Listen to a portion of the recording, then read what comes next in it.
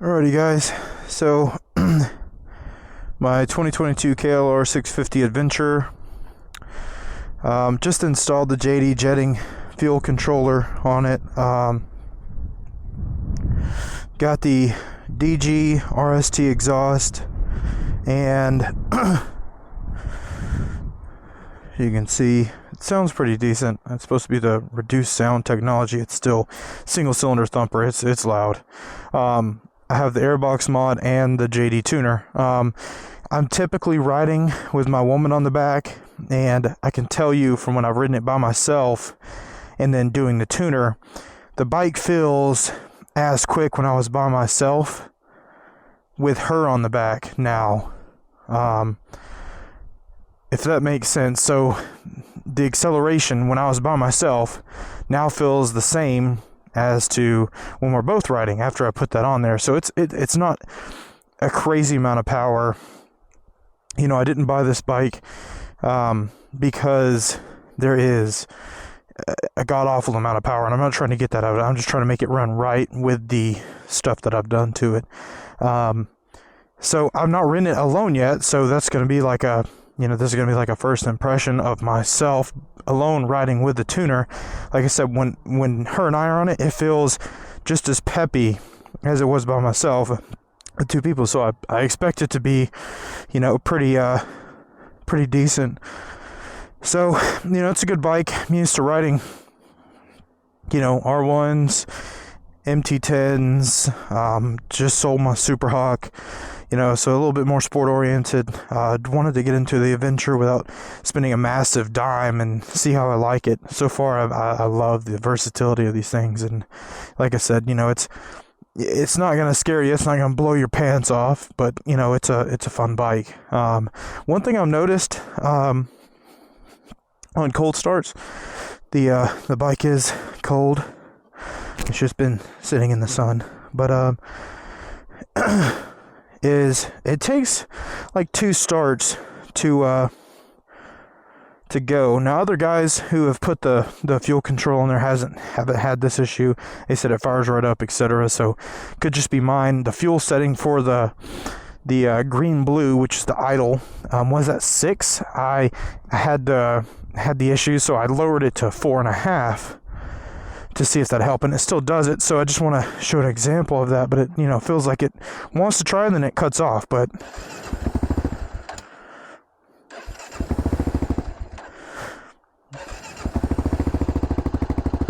so as you can see, it took 3 bumps to get it started. Not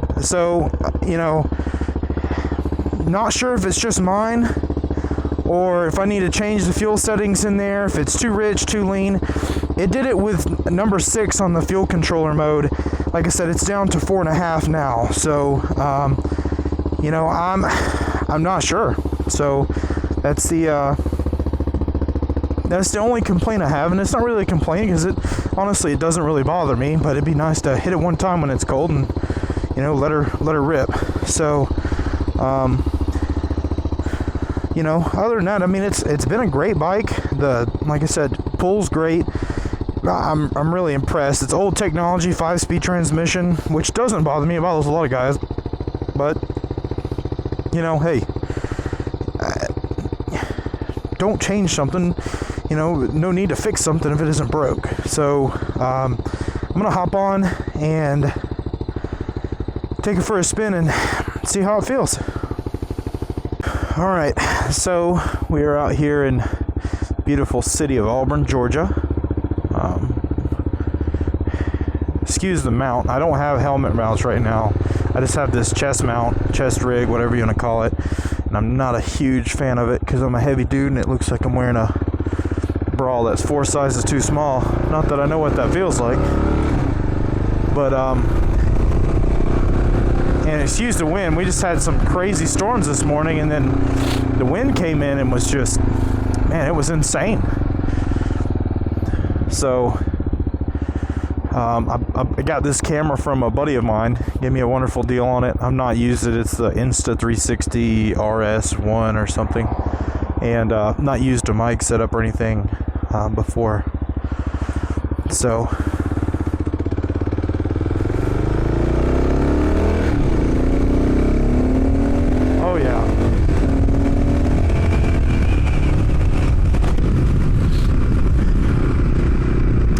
know, you almost feel like this, and it could be the fueling settings, but just then you kind of feel this ramp when you cracked into it, low end, and it might just need a little bit of fuel, the bottom end, and as it seeks. These things are extremely simple. They've been around for a very long time, and they just add fuel as you need it. So, you know, in the lower RPM, I guess getting into the range, it kind of ramped, like I said, ramped into it.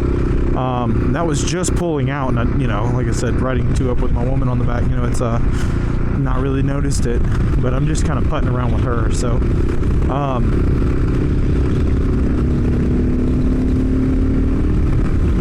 yeah, I mean, you can feel it just feels right. Just again, initial impressions of this, it just feels more adequate for everything. So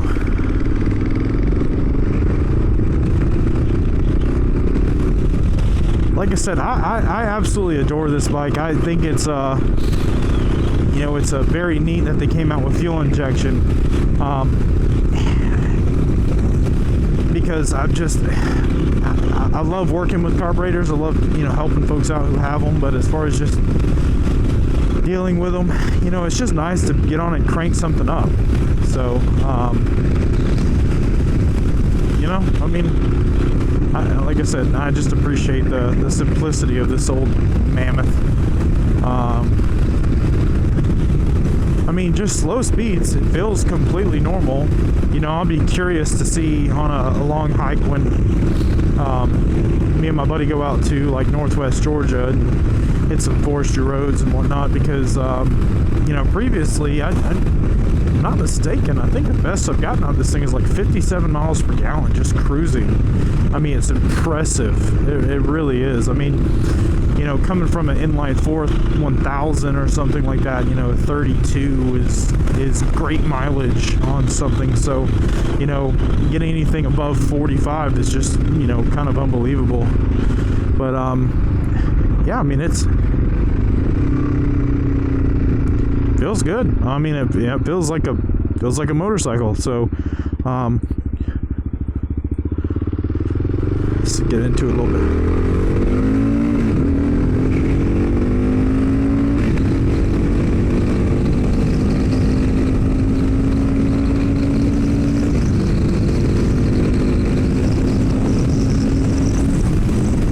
That's you know, 80, and what, 4th gear, I just shifted into 5th, and that was kind of going up some hills, and without gear, I'm squidding today. You know, you can bash me if you want, I don't care. Without gear, I'm 280, 285, so when I go to a track day, I've weighed myself before, I'm a little over 300 pounds, so you know, thick guy, but you know, it pulls great. Like I said, that was in 4th gear up to 80, and you know, kind of going up an incline. So, you know, it's funny kind of seeing some of the fellows' reaction. Oh man, you know, it's 95 miles an hour this side. It's like, I didn't get this thing to, you know, see if I could do triple digits. It's just not intended for that, right? It'll do highway speeds just fine, even before the fuel controller. You know, we'll go up to, me and my girlfriend will ride up to Blood Mountain and, you know, do some adventure riding up there. And, you know, we'll take the 985 up there, and it, you know, it does fine on the highway. This is the higher setting on the windscreen, and it does a good job. I mean, for stock, I mean, I'm not going to complain. The wind protection on this thing is phenomenal, but yeah, I mean, honestly, the fuel controller feels fine. I mean, it feels like it's peppier. You know, they claim that the bike is like 33, 34-ish, and with this, it brings it up to, you know, just shy of 40. So I've got to set up an appointment, because I'm just as curious what, you know, this bike does. So I'm gonna set up an appointment to go over to Living Good Motorsports and see what they think, and it on the dyno and see. I'm not expecting anything crazy, but it will be cool to see, you know, what this thing pulls out in, you know, real time versus, you know, just what Cycle World or somebody else puts out. So, I don't have any special air filter or anything. It's just the OE air filter. I mean, other than that, I mean, you guys can hear it for yourself. I mean, it's just, we'll get right here, and this is a good little run downhill. So, and we'll spin her up and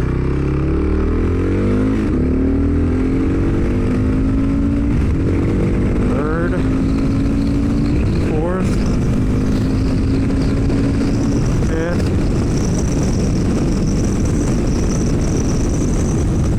So, I mean, you know, it certainly feels peppier. I mean, that's for sure.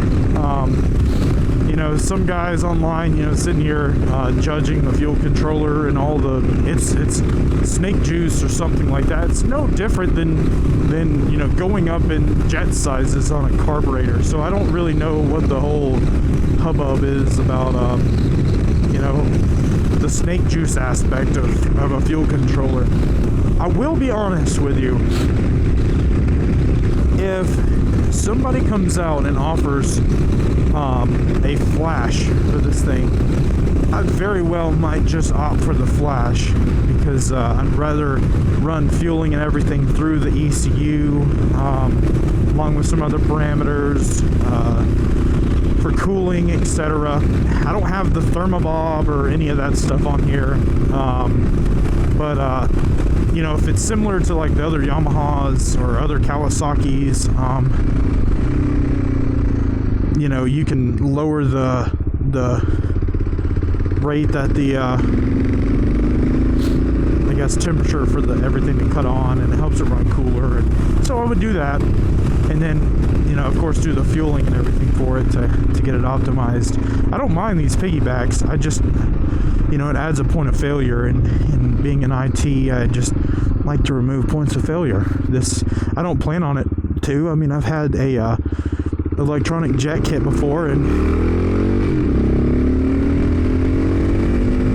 it feels fine. But I've had the, you know, electronic jet kit on a bike for 20,000 miles, and it was fine. So you know, I don't know. But I don't really expect many tuners to pick this lineup, because it's just not something that's, I guess, popular. They're hugely popular in the sense that the following, the group behind it, I will say and I'll use the C word, the cult behind the KLR650 is absolutely astonishing to me. It's you know, it's I don't really know how I compare it to like the Jeep culture. I've got a 75 CJ5, and you know, I think it's very similar as far as, you know, people helping you out and being genuine and whatnot. For the most part, it's pretty fun. But we're just doing some loops on these back roads around here. I love these parts of the city and the area. It's just good country roads to ride on, and you get that wonderful sign right there that says, you know, fun ahead. You know, this thing is by no means a carver, but you know, it's a fun spirited little machine. So you know, but like I said, in my opinion, if you're gonna do anything to a motorcycle other than keep it stock, whether anything to do with fueling, that could, you know, affect the fueling and the air fuel ratio, you really should be adding fuel to it, because they're lean from the factory. There's no ifs, ands, or buts about it. They're lean. So you know, you guys really should be, you know, considering that, because it helps the bike run healthy. So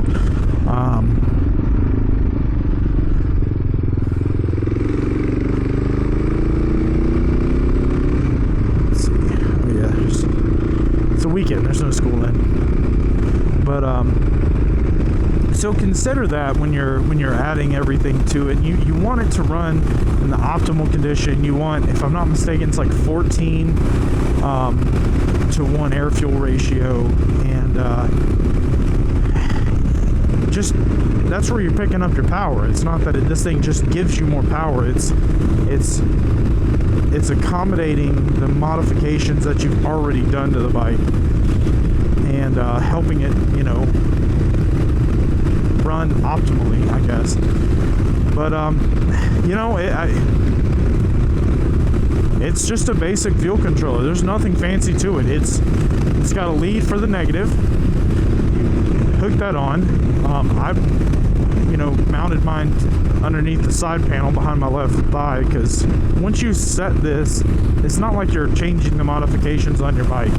So once you set it, forget it. But it's one negative wire and then a pigtail that goes to the fuel injector. So you've got a male for the female side of your bike, and then a female off the JD jetting, and it goes to the male on your bike, and then it just hooks in line. I mean, that's it. Like I said, they're super simple. It's old technology, but it works.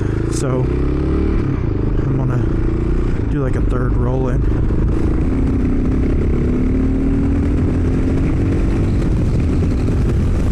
I don't know if the speedometer is going to tell you anything. I tried to move my phone out of the way so you can see it, but it feels peppier. It's not like again, it's not going to rip you out of your seat, but it feels like it's just, it doesn't mind lugging.